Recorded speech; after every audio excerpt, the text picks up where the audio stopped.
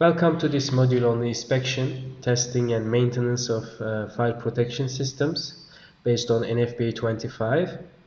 This is weekly inspection, testing and maintenance, module 4, focusing specifically on fire pumps.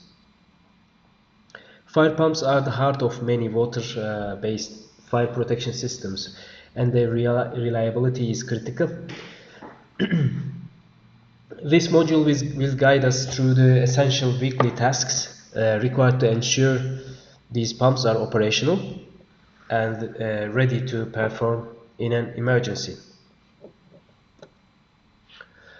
We will cover the visual inspections of the pump system itself and the important weekly operational test known as a churn test. Adhering to this schedule is a fundamental part of a proactive fire protection program, helping to identify potential issues before they lead to a system failure. Let's begin by looking at the specific items we need to check on a weekly basis. For the weekly inspection of the pump system, we conduct a visual check in general. This includes verifying that the pump suction, discharge, and any bypass valves are in correct and normal open position. We must ensure all system piping is free of leaks. We also check all pressure gauges are present and reading within normal range. Finally, for electric-driven pumps, we confirm the electrical system conditions are normal with no visible damage or alarms. The second key weekly task is the churn test. This test runs the pump with no water flow to verify it starts and runs correctly. For a diesel engine-driven pump, this test must run for 30 minutes weekly. For an electric motor-driven pump, the test is for 10 minutes, typically on a weekly basis, though a monthly frequency is permitted under certain conditions. Moving on to valves and valve components. Valves are the control devices of our fire protection systems, and their proper operation and position are vital. A simple but effective exercise for us to look at a system or a schematic or a real installation and we ask, how many valves do you see? This reinforces the importance of knowing the location and function of every valve. A closed valve is one of the most common causes of sprinkler system failure during a fire. Our weekly inspections must confirm all the control valves are sealed, locked, or supervised in their normal open position. This proactive check ensures that water will be able to flow freely to the sprinklers or other suppression equipment when it needed most. Let's delve deeper into the types of valves in fire protection systems and their functions. Some valves are designed to stop flow, like main control valves, drain valves, inspector valves.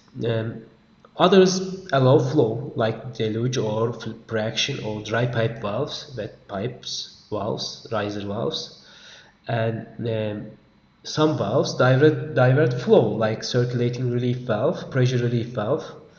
Some of them restrict flow direction, like check valve or backflow preventers. And finally, some valves reduce the system pressure reducing valve or regulating valves. It is also crucial to understand maintenance responsibilities. You must be able to identify required maintenance, know whom to contact, especially like a qualified technician, to perform this maintenance, and understand what interim measures to take, such as implementing a fire watch to protect the facility while the system is impaired. Now we enter monthly inspection, testing and maintenance. Module 5. Our monthly focus on fire pumps especially involve a more detailed inspection. We need to inspect control valves, ensuring they are in correct position, locked, accessible, and free from damage or leaks. We also inspect all system and supply pressure gauges to confirm they are operable and not damaged. Furthermore, we inspect all valves and trim for any signs of damage. This in our slide we provide a comprehensive checklist comparing inspection criteria for various systems like wet pipe, dry pipe, deluge, pre-action during both inspection and actual testing events. The goal is a thorough verification of the physical and operational condition of all pump-related components on a monthly basis.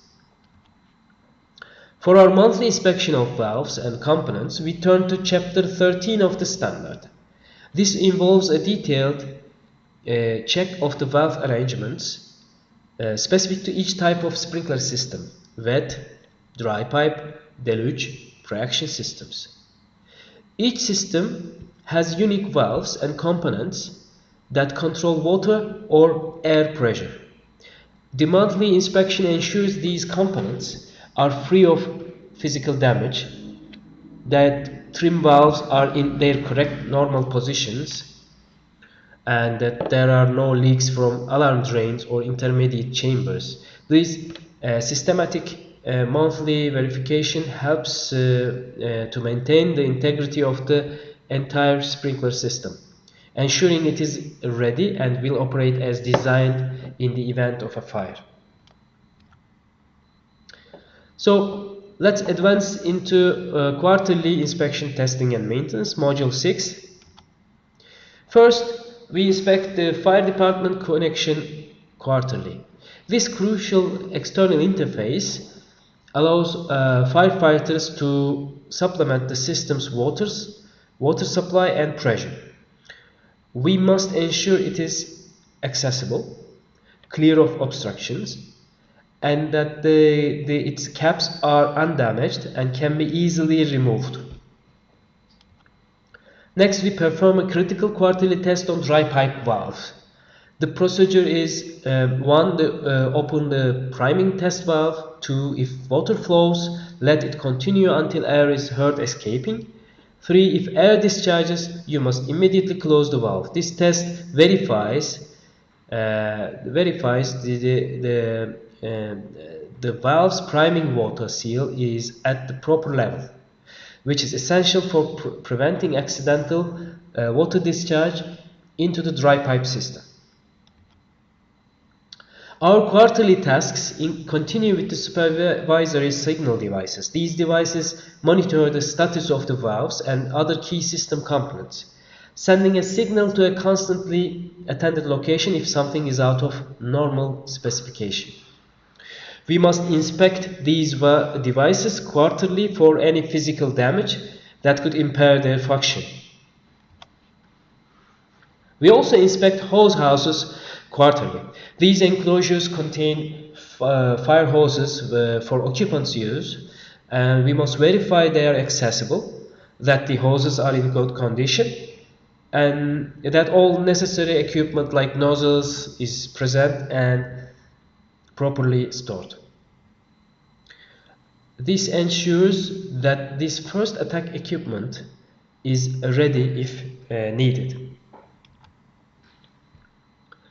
And the final quarterly task involves water flow alarm devices.